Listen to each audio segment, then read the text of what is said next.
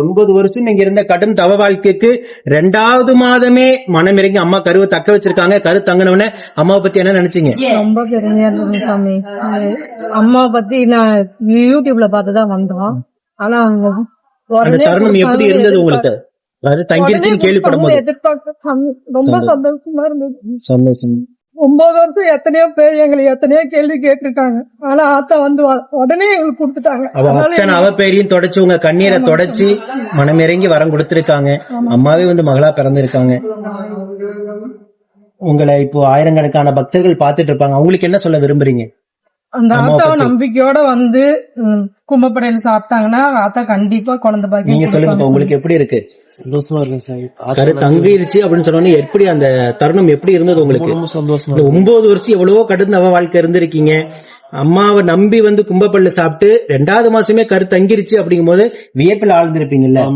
இது எப்படி சாத்தியம்? அம்மாவை நம்பி போன அம்மா நம்மளுக்கு மன இறங்கி வரம் கொடுத்துட்டாங்களே, இந்த சந்தோஷம் லட்சக்கணக்கில் பணம் கொடுத்து அந்த சந்தோஷம் ஈடாயிருக்குமா? ஹாஸ்பிட்டல்ல போய் பாத்துங்க சாமி, ஆனா எதுவுமே செட் ஆகல. ஆத்தாவை நம்பி வந்தோம் 2வது மாசத்துலயே எங்களுக்கு உயிர் உள்ள வரைக்கும் நீங்க அம்மாவை மறக்க கூடாது. அடுத்த ஆண் வாரிசு தான், நிச்சயமா ஆண் வாரிசு உங்களுக்கு தருவாங்க. நம்ம வீடியோ பார்க்கின்ற பக்த கோடி பெருமக்கள் அத்தனை பேரும் உங்களுக்காக வேண்டிக்குவாங்க.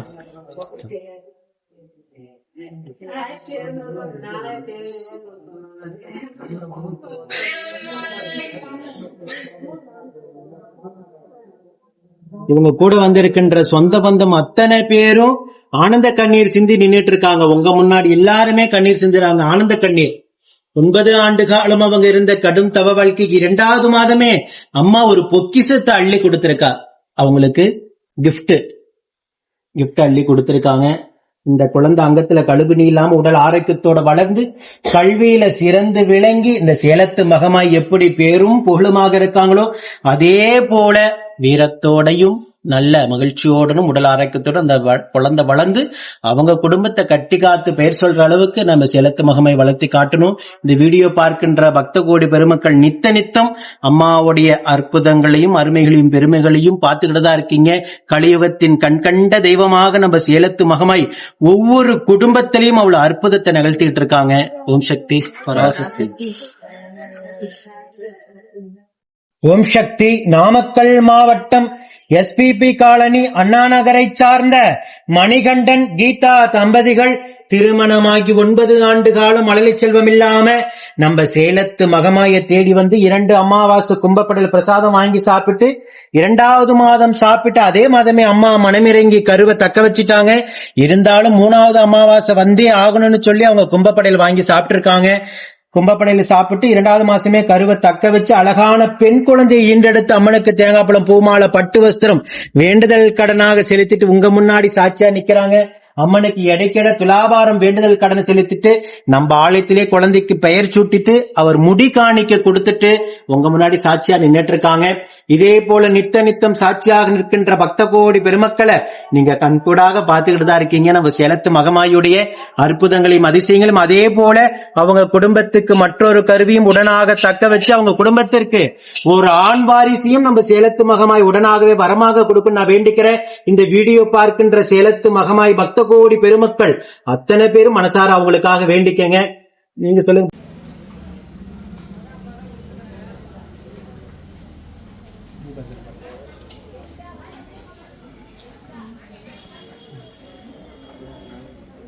ஓம் சக்தி ஓம் சக்தி ஓம் சக்தி.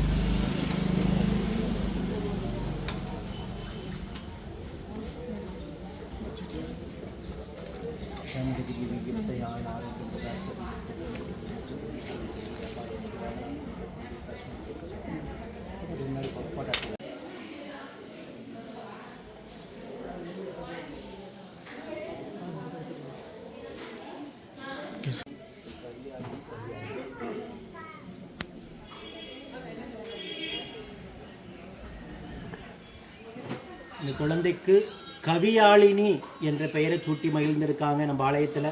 காதில் சொல்லுங்க, 3 முறை சொல்லுங்க.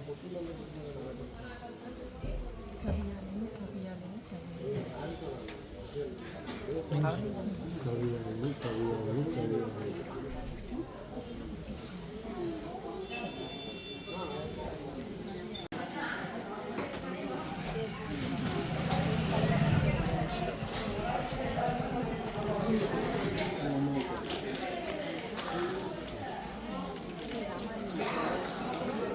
அப்படித்தான் பெற்றுக்கொண்டு காணிக்க கணவன்மணி வீரர்கள் அப்படித்தான் பெற்றுக்கொண்டு கணவன்மணி வீரர்கள் வேண்டுதல் ஒப்படைச்சேன்.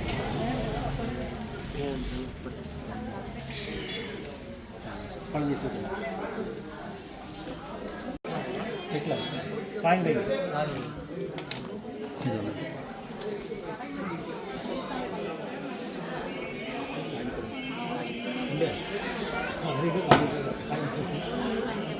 ரெண்டு பாயிண்ட் எடுத்துவா 100 2